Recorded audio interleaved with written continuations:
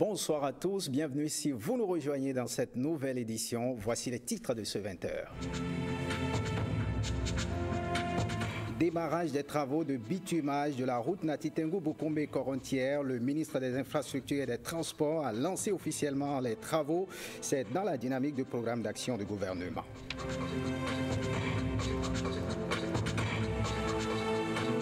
La technique de gestion d'immigration dans l'espace CEDEAO est au centre d'une rencontre à Cotonou. C'est un renforcement de capacité des formateurs au niveau de chaque pays membre. On en parle dans ce journal.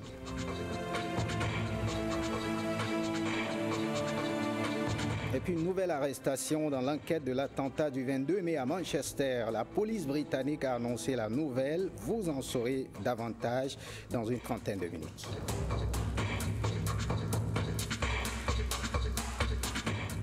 Bienvenue si vous nous rejoignez. La présidente fondatrice du parti La Renaissance du Bénin apporte son soutien à Léadi Soglo. Pour Rosine Vieira Soglo, seul un congrès régulièrement organisé peut démettre l'actuel président contesté de La Renaissance du Bénin. C'était cet après-midi à la faveur d'une conférence de presse au siège du parti à Cotonou. Écoutons quelques extraits de son message au micro de Clotaire Wekou et Alexis Kenob. La Renaissance est mon parti, la Renaissance est mon parti, encore plus fort. La Renaissance est mon parti. Léadi Vinagnon Mitou continue à être le président de la RB.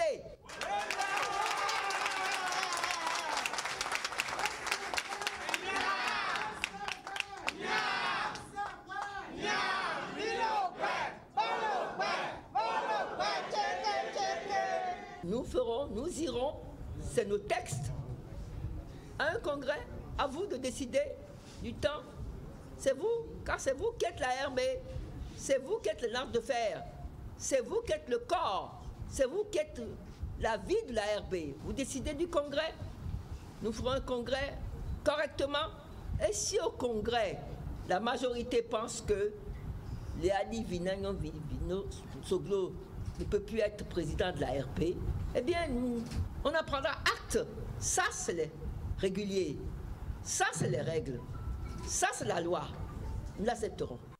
Et surtout, je vous remercie de continuer à avoir confiance en votre parti. En La Renaissance du Bénin, c'est votre parti. Vous en ferez ce que vous voudrez, c'est votre parti. Ce n'est plus le mien, c'est fini. C'est votre parti et moi, je partirai bientôt. Voyons à présent ces explications. Le non-lieu rendu dans l'affaire PPA2 a suscité indignation et inquiétude au sein de la population. Le ministre de la Justice, Joseph Diogbenou, réaffirme l'indépendance de la justice. Il s'en explique au micro de Héloïse Wenato. Le dossier PPA2. Nous avons, en tant que ministre de la Justice, nous avons pour obligation de ne pas commenter les décisions des juridictions dont nous assurons l'accompagnement. Nous ne pouvons pas nous prononcer. Si l'État doit se prononcer ou doit faire traduire son opinion, l'État exerce les voies utiles dont l'une de ces voies constitue les voies de recours. Donc ce n'est pas publiquement que celui qui incarne le ministère de la Justice, celui qui assiste le président de la République pour qu'il assume son rôle de président du Conseil supérieur de la magistrature, ce n'est pas dans ses missions, dans ses fonctions de se prononcer publiquement. Pour autant, je souhaite que nos concitoyens cultivent la cohérence dans les positions, que les journalistes recherchent aussi la cohérence dans les explications. L'on ne peut pas commenter comme il a été fait. L'on ne peut pas percevoir comme il a été perçu. Combattre par ailleurs comme il a été fait. Un projet aussi important que la révision de la Constitution, dont l'un des axes essentiels est de faire juger les anciens ministres par les tribunaux ordinaires. Et s'étonner que dans le contexte de l'application de la Constitution actuelle, que l'on ne puisse juger dans ce pays des ministres. S'émouvoir de cela Vouloir, c'est agir. Le président a voulu, le gouvernement a voulu, le gouvernement a agi. Et on ne peut pas non plus reprocher à un juge et reprocher à la justice d'utiliser les moyens dont il a à sa disposition, qu'il a à sa disposition, et rendre la décision susceptible par ailleurs de recours et le critiquer de ce point de vue. À moins qu'il soit avéré qu'il y a des comportements justiciables des juridictions disciplinaires. Et donc, le président de la République assure la garantie du pouvoir judiciaire. Et de ce point de vue, il le fera entièrement, complètement, dans l'esprit de la Constitution du 11 décembre 1990, tel qu'il est maintenant. Passons maintenant à cette interrogation. Que s'est-il réellement passé dans l'organisation du concours des auditeurs de justice jusqu'à ce qu'on reporte la date de composition? En marge d'une formation des journalistes chroniqueurs judiciaires, le ministre de la Justice, garde des Sceaux, a apporté des clarifications sur la question. Joseph Diogweno a été interrogé par Héloïse Winator. C'est un report nécessaire. Il nous est revenu que la commission que le ministre en charge de la fonction publique et nous-mêmes avons mis en place, ces travaux ont conduit à ce que près de 400 dossiers, donc 400 jeunes filles et jeunes gens, ne puissent prendre part à cet examen, à ce concours. Nous avons considéré que c'est tellement excessif que cela n'est plus inclusif. Un concours, un concours de qualité doit être nécessairement inclusif. Et quand on observe les motifs pour lesquels les dossiers n'avaient pas été acceptés, nous considérons que l'administration elle-même ne peut pas remettre en cause les actes réguliers qu'elle a délivrés à ses citoyens.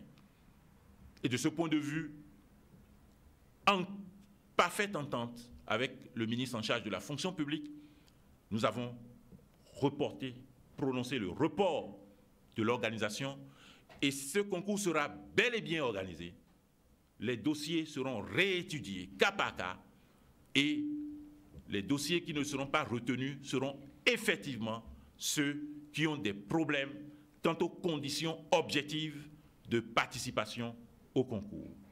Le concours sera organisé dans la totale transparence, dans la totale inclusion, d'où qu'on vienne, de quelle classe sociale on est, quand on est un citoyen du Bénin et que l'on remplit les conditions, on doit prendre part à ce concours parce que l'État recherche des jeunes gens et des jeunes filles de grande qualité. Plus ils sont nombreux, plus la sélection est importante, plus la qualité est élevée. On prend la direction du Septentrion. Le programme d'action du gouvernement entre dans sa phase active dans le domaine de construction des infrastructures. Dans l'Atakora, les travaux de bitumage de la route Natitengu-Bukumbe-Korontière ont démarré au grand bonheur des populations des localités concernées. La cérémonie officielle de lancement des activités a été présidée par le ministre des Infrastructures et des Transports en présence de son homologue du tourisme, Abdoulaye Idrissou et Ousmane Baparadé. La concrétisation d'une promesse, faire des régions touristiques un pôle d'attraction avec des voies d'accès qui répondent aux normes.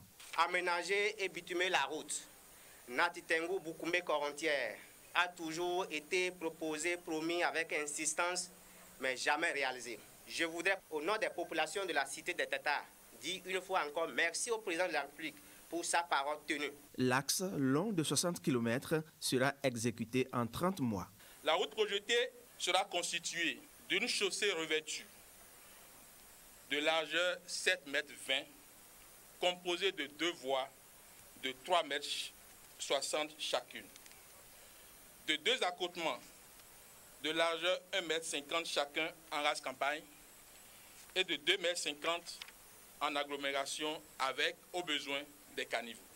Son Excellence Patrice Talon, tirant leçon des nombreux chantiers lancés et non exécutés antérieurement, a pris la ferme mesure de mobiliser le financement de ces projets avant toute cérémonie de lancement officielle. Loin de jouer aux politiciens, le président garde à l'esprit la parole donnée. C'est un homme de parole et un acteur de développement tout simplement. Fini les courbatures et l'enclavement. Le programme d'action du gouvernement dans la Takora va bien au-delà de Bokoumbe. Le gouvernement a déjà fait instruire au niveau de la Banque africaine de développement le projet de construction de la route Djougou, Peyonko, Kéru, Banikwara. Nous allons partir de Tanguieta, Batia, Konkombri, Banikwara et Sampekto. Et cette route, elle va être aménagée et les travaux vont démarrer avant la fin de cette année. Nous sommes également en train de nous mobiliser pour l'aménagement et le bitumage du petit tronçon Kota, Kwande, Peyonko. Plus de 69 milliards de francs CFA sont mobilisés pour la réalisation des travaux en cours. Il se déroule à Cotonou un atelier de formation sur la libre circulation des personnes et les manuels de gestion des frontières pour les États membres de la CEDEAO du 29 au 1er juin prochain. Les participants vont se focaliser sur les techniques communes de gestion d'immigration. Cécile Hondé et Petroni Lokoso. Depuis quelques années, les pays membres de la communauté économique des États de l'Afrique de l'Ouest, CEDEAO, travaillent pour améliorer leur système sécuritaire dans cet espace sous-régional. Ils entendent désormais adopter le même processus de régulation et de gestion de la migration. Ceci pour mieux combattre la criminalité transfrontalière et faciliter la libre circulation des personnes. C'est ce qui justifie la tenue de cette formation des acteurs concernés. Cette formation s'inscrit dans la continuité des réalisations importantes de la Commission de la CEDEAO en matière de libre circulation des personnes, notamment la carte nationale d'identité biométrique, la carte brune d'assurance et la promotion des politiques migratoires dans les États membres. Ces réalisations ont été initiées pour contribuer à la mobilité, améliorer l'architecture sécuritaire, faciliter la mobilité professionnelle et favoriser l'intégration régionale au sein de notre espace commun. Les 4 jours de cette rencontre vont permettre aux participants de s'approprier le manuel commun de gestion des frontières.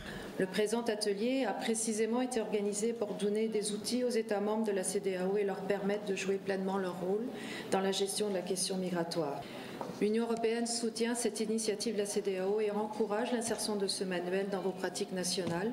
Les résultats de ces travaux seront intégrés au manuel de formation régionale pour la sécurité des frontières. Il sera présenté et validé par les chefs de l'immigration de la CEDEAO d'ici juin prochain. Autre actualité du 29 mai au 1er juin, un atelier se tient à Cotonou sur les modèles d'affaires des structures de finances décentralisées. C'est un programme de formation qui permettra aux structures de microfinance d'intégrer le digital dans leurs activités. Le reportage de Ghislain Poguet et Alexis Chabemont. Les institutions de microfinance ont entamé leur transition vers le tout numérique. C'est en vue de renforcer les capacités en finance digitale que cet atelier stratégique est organisé. Il s'intéresse au modèle d'affaires des structures de finances décentralisées pour les finances numériques. L'atelier fait partie d'une deuxième phase d'un programme plus global de renforcement de capacités. C'est cette deuxième phase que nous sommes en train d'aborder, à commencer par cette formation qui va permettre à plusieurs systèmes financiers décentralisés d'avoir du soutien pour pouvoir transformer leur offre de services financiers en s'appuyant sur les nouvelles technologies. S'appuyer sur les nouvelles technologies, cela s'impose. Comment s'approprier ces technologies dites nouvelles et s'en servir dans les microfinances? C'est la grande question, vu qu'il est devenu impossible de s'en passer. Il devient de plus en plus difficile pour les institutions de microfinance de laisser de côté la technologie. Les questions les plus importantes, c'est quand et comment s'y lancer. C'est la raison même de cette formation qui permettra aux participants de comprendre les avantages liés à la finance digitale ainsi que les options stratégiques disponibles. Avec cette formation, les responsables des systèmes financiers décentralisés seront capables de choisir le meilleur modèle d'affaires sur la base d'évaluation de l'environnement, de leurs objectifs ainsi que de leurs capacités internes, en identifiant les risques inhérents à la finance digitale et les moyens d'atténuation. Ce nouveau contexte impose la prise en compte de nouveaux déterminants. Avec les nouvelles donnes, vous devez tenir non seulement compte de la réglementation qui régit le secteur, mais vous devez également prendre en compte la réglementation spécifique à la finance digitale. Cet atelier est organisé par le Système des Nations Unies et le consortium Alafia avec l'appui financier de la Fondation Mastercard. Et sur ce même registre, la Commission nationale de l'informatique et des libertés va au contact de la jeunesse universitaire de Nati Tengou. L'objectif est double. D'abord, présenter la structure créée en 2009, puis sensibiliser les participants sur la protection des données personnelles et les conséquences de l'utilisation non rationnelle des nouvelles technologies. Abdoulaye Idrissou, Ousmane Baparapé. À travers cette séance, la Commission nationale de l'informatique et des libertés sensibilise les étudiants de l'Université de Parakou sur les risques liés à l'utilisation des outils et technologies de l'information et de la communication pour une meilleure protection de leurs données sur la toile. C'est attirer l'attention de la cible la plus vulnérable, mais aussi celle qui utilise le plus cet outil-là, ce réseau-là, pour les études, pour l'atteinte de leurs objectifs. C'est de sensibiliser cette cible-là à l'usage orthodoxe qu'ils doivent faire en évitant de distraire des informations les concernant, j'allais dire, leurs données à caractère personnel, nom, prénom et puis d'autres informations sensibles qui leur appartiennent, qui peuvent permettre de les identifier en tant que tels. Le rôle de chaque citoyen face à l'outil qu'est l'informatique. Quels sont ses bienfaits, quels sont ses méfaits, pour que chacun sache le bon comportement à adopter. C'est une manière de combattre la cybercriminalité. Des conseils pratiques pour un meilleur usage de l'Internet et des réseaux sociaux. Pour la Commission, l'Internet n'est plus aujourd'hui un confident. Les paramètres de sécurité et de confidentialité, il faut veiller à ça. Et aussi, il ne faut pas sauvegarder vos mots de passe sur un navigateur. C'est proscrit. Et à ce titre, ou pour ce faire, le commissaire du gouvernement présente les observations du gouvernement. Le commissaire du gouvernement conseille les ministères sur les sujets qui concernent la protection des données à caractère personnel. Il anime les réseaux au niveau des correspondants dans les ministères. La Commission nationale de l'informatique et des libertés est régie par la loi 2009-09 du 22 mai 2009 portant protection des données à caractère personnel en République du Bénin. Elle est dirigée par 11 membres. Reportage signé Nestor Sella. 12 juin 2017, 19 juin 2017, 26 juin 2017, ce sont là les dates respectives des examens de fin d'année du BEPC, du bac et du baccalauréat et du CEP. Quel est le niveau d'exécution des programmes scolaires dans les classes d'examen? Blaise Adampo et Mathieu Soukenou ont enquêté. Regardez.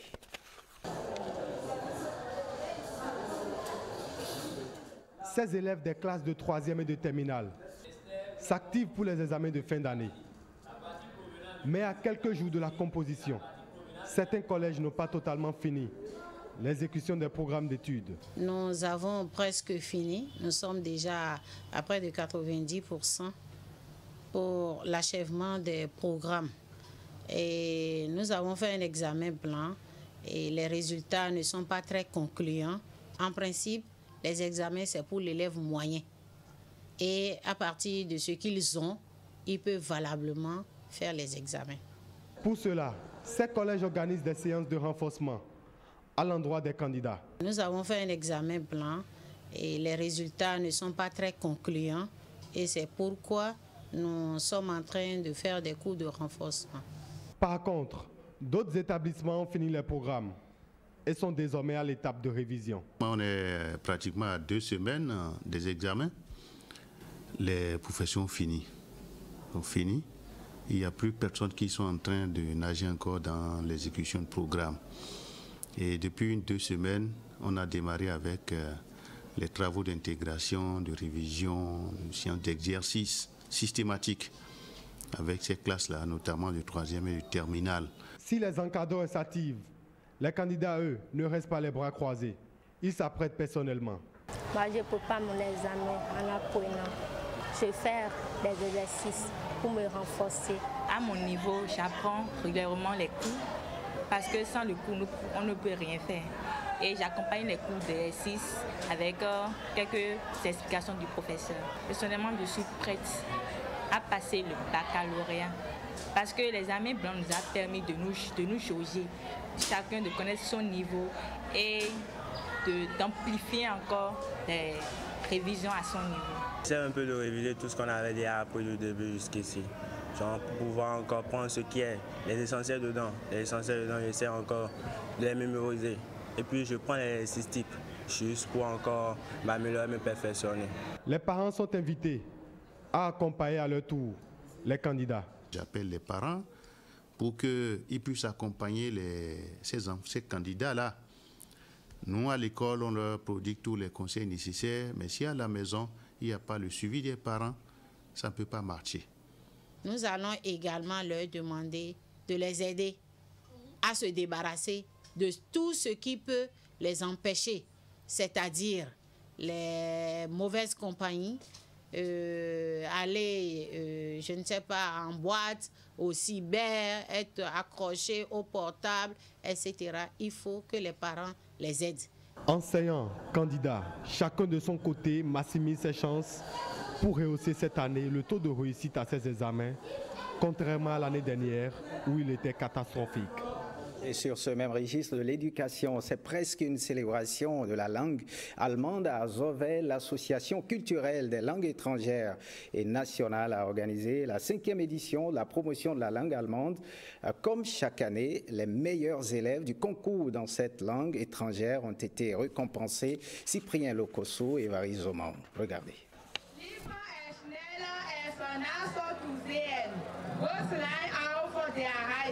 De jeunes élèves de Koufo ont récité avec aisance des poésies en langue allemande, des chants et plus encore une pièce de théâtre. Le grand public d'Azové venu n'y a pas compris grande chose, mais est resté très admiratif. Même l'ambassadeur de l'Allemagne près le Bénin, après l'exécution de l'hymne national de son pays, s'est levé pour serrer la main des élèves. L'un des artisans de ce travail, c'est cet homme, Léonard Kwesivi. À travers nous, nous pouvons affirmer qu'il y a des jeunes qui ont décidé de chercher, fouiller et maîtriser une autre langue que la leur pour le développement de la nation. Les langues étrangères rapprochent les peuples. Elles constituent un vecteur de développement et les élèves doivent saisir toutes les opportunités, a martelé le préfet de Koufo, Christophe Mengbedji. Quant à l'ambassadeur de l'Allemagne près le Bénin, heureux de cette initiative qu'il promet de continuer à soutenir, il commence son intervention par une chanson d'un célèbre artiste allemand que les élèves ont préalablement cité.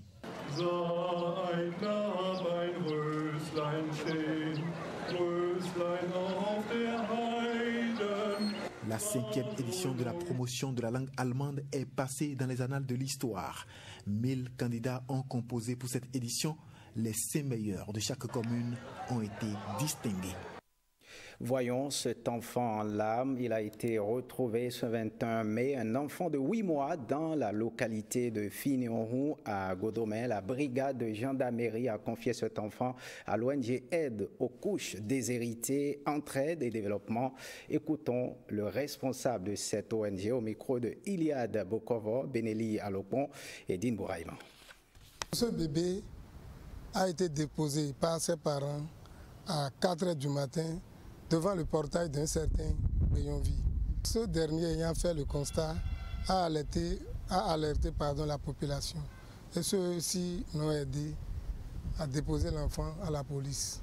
Le bébé qu'on vous a montré tout à l'heure figure parmi les enfants qu'on a accueillis dans ce mois-ci. Donc nous voudrions passer par le canal de l'ORTB pour lancer un appel à ceux qui détiennent des informations sur la personne du bébé ou ses parents. Pour nous contacter, vous nous contactez au 97 00 48 38, le 95 06 88 47. Et cette œuvre sociale, à présent l'organisation non gouvernementale Appui au bien-être social ABS, aux côtés de Sogbe et de Hétin, elle a procédé ce dimanche à une remise de dons de vivres Blaise Adampo et Wansassa Waimo. Des bidons d'huile et des sacs de maïs pour les populations de Sogbe et de Hétin, dans l'arrondissement de Torikara. Ce don est l'œuvre de l'organisation non gouvernementale Appui au bien-être social ABS. J'ai décidé de faire ici et pour dire, pour souhaiter la fête aux femmes de Sogbe et de Hétin. Cette première manifestation, c'est de faire des dons de riz, d'huile et de l'argent pour que les dames puissent nourrir leur famille et pour que ça soit un complément alimentaire pour la famille. Un acte de générosité que les bénéficiaires apprécient à sa juste valeur. Ce que je vois ici maintenant, je n'ai jamais vu. Parce que depuis que nous sommes dans le village, il n'y a personne qui a cette idée de venir nous faire de ce sacrifice-là. C'est la première fois qu'on voit ça à Sogbe et à Hétin ici. Nous sommes heureuses car c'est la première fois que nous recevons un don à Sogbe. Nous le remercions infiniment. L'ONG Appui au bien-être social ne compte pas s'arrêter à cette seule action. Elle promet étendre ses activités aux autres localités de l'arrondissement. On prend la direction de l'Angleterre. La police britannique a annoncé ce lundi 29 mai une nouvelle arrestation dans l'enquête qui a fait 22 morts le lundi 22 mai dernier à Manchester. Suivez le reportage. 2 personnes interpellées hier à Manchester dans le cadre de l'enquête sur l'attentat de lundi.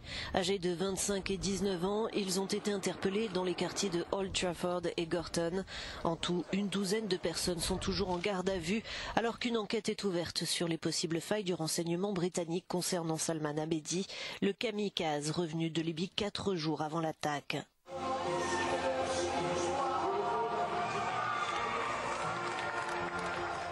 C'est dans ce contexte que des dizaines de milliers de personnes ont participé hier au traditionnel semi-marathon de Manchester. Dans la foule, l'une des survivantes de l'attentat, Lindsay Murtay.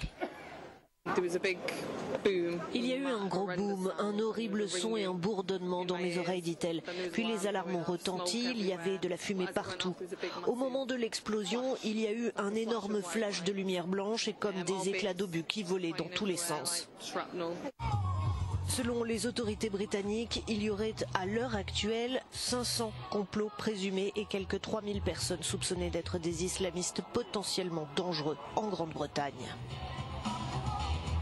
Eh bien, au terme de 10 jours de projection de films au 70e Festival de Cannes, le jury a fait son choix. Regardez. C'est un film grinçant à la Scandinave qui remporte la Palme d'Or 2017. The Square du Suédois Ruben Östlund a remporté la prestigieuse récompense cannoise. Le Danois Claes Bang y campe un conservateur de musée aux prises avec ses contradictions. Un film sans concession sur le soi-disant vivre ensemble de nos sociétés. So what's my name? Le prix d'interprétation féminine revient à Diane Kruger et celui d'interprétation masculine à Joaquin Phoenix. Parmi les autres films récompensés, 120 battements par minute du français Robin Campillo, une fresque sur l'histoire de l'association ACT UP et les ravages du sida dans les années 90. Cette année était aussi décerné un prix spécial pour le 70e anniversaire du Festival de Cannes. Le jury présidé par Pedro Almodóvar l'a remis à Nicole Kidman à l'affiche de 2 films en compétition, dont Les Proies de Sofia Coppola, qui décroche le prix de la mise en scène. Fin de ce journal, merci de l'avoir suivi. Le programme prévoit à partir de 21h le documentaire Polygame heureux et 2 feuilletons, Les choix de l'amour et Oui Vartuo. Eh bien, prenez le rendez-vous du journal du soir à partir de 23h avec Héloïse Winator. Merci de nous avoir suivis. Retrouvez cette édition sur le site de l'ORTB, www.ortb.bj. L'ORTB passe en vous.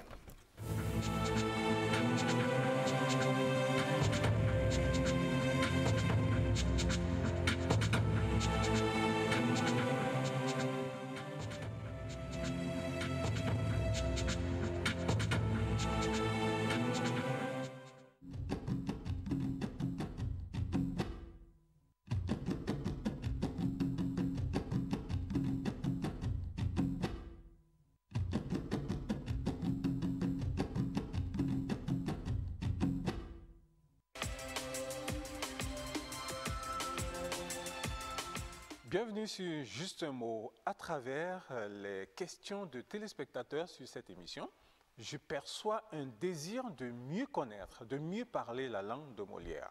Et c'est vrai en plus. Percevoir, c'est bien sûr le thème qu'il ne faut pas confondre avec apercevoir, qui n'ont pas les mêmes sens. Alors, percevoir, je sais à quoi vous pensez déjà, oui, puisque la fin du mois, on perçoit le salaire. Oui, c'est l'un des sens de percevoir. C'est vrai, Christelle. Effectivement, prendre son salaire de l'employeur ou même de la structure chargée de vous remettre votre salaire, on dit vous percevez votre salaire. Pareil pour l'impôt. Et ça, c'est ce qu'on aime le moins. Lorsque la personne chargée de prendre cette imposition financière, on dit qu'il a perçu auprès de vous l'impôt. On dit aussi que l'État perçoit l'impôt sur les revenus, par exemple. Voilà quelques sens de percevoir. Mais aussi, et surtout, le sens le plus académique, c'est le fait de saisir, d'appréhender quelque chose par l'intermédiaire de ces organes, comme l'odorat, la vue ou d'autres sens cognitifs. On peut dire: j'ai perçu tôt la supercherie dans cette affaire de ICC Service. Cela veut dire tout simplement que vous l'avez vu, vous avez vu cette manière, mais pas vos sens justement, et qu'il y a de la supercherie dedans. Et c'est pour cela que vous ne vous êtes pas aventuré. Contrairement à des milliers de Béninois qui ont perdu des fortunes dans cette affaire. On peut dire par exemple: il côtoie en permanence le danger sans percevoir.